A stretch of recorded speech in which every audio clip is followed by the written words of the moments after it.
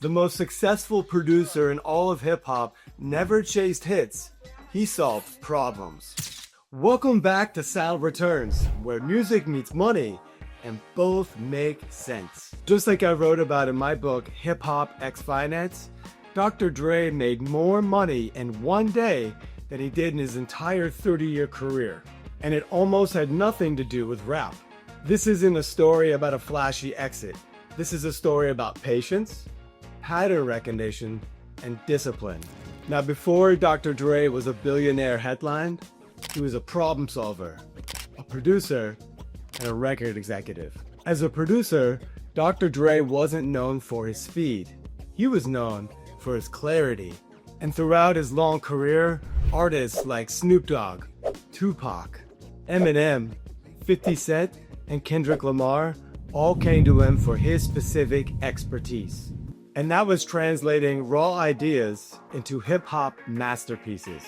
And along the way, he jumped from NWA to Death Row Records and ultimately his own record company, Aftermath. And these moves and pattern recognition helped him be able to see his future when Napster upended the entire music industry.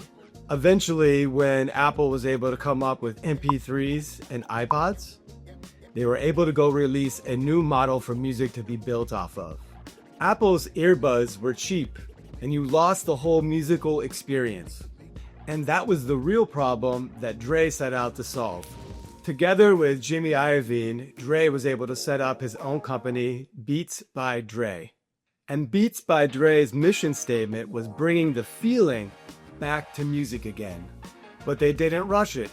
Instead of going to audiologists about what sounds the best, they enlisted real artists. Artists like will.i.am and Gwen Stefani were able to put on those Beats headphones and listen to In the Club by 50 Cent.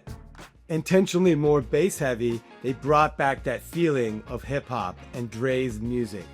Then, in 2014, Apple acquired Beats by Dre for a record $3 billion, and thus completing that circle for the problem and the solution.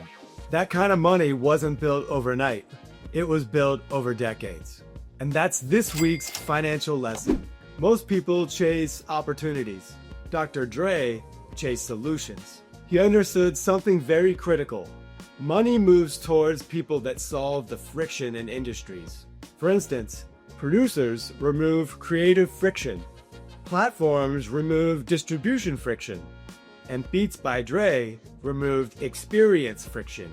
The sale to Apple wasn't luck.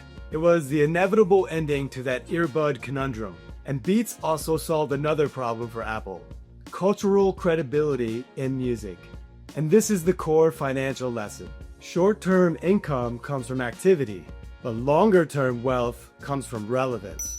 And that's why most people quit too early. Dre didn't, and that's why he's been constantly rewarded by success. And here's this week's Actionable Takeaways. Now I want you to turn up Dre's comeback classic 2001 and do these 4 actionable takeaways while you're bumping to Still DRE. Number 1, identify the problem that you're actually solving. This week, ask yourself, what frustration do people consistently bring to me? That's where long-term value hides. Number 2, choose collaborators, not just opportunities. Beats by Dre worked because Dre partnered with Jimmy Iovine. He was someone who complemented Dre's strengths. So audit your circle. Who sharpens your thinking instead of just cheering your wins? Number 3, be patient with the process. Dre never rushed business or albums. If something meaningful feels slow, it's because there's compounding working underneath. And number 4, think like the buyer before the sale even exists. Both Dre and Jimmy already knew someone would come in and buy beats before it even happened. Build with long-term relevance in mind, not just short-term validation. If this episode helped make money make sense for you, please like, comment, share, subscribe, and follow along weekly as music legends teach money lessons. I'll see you next week.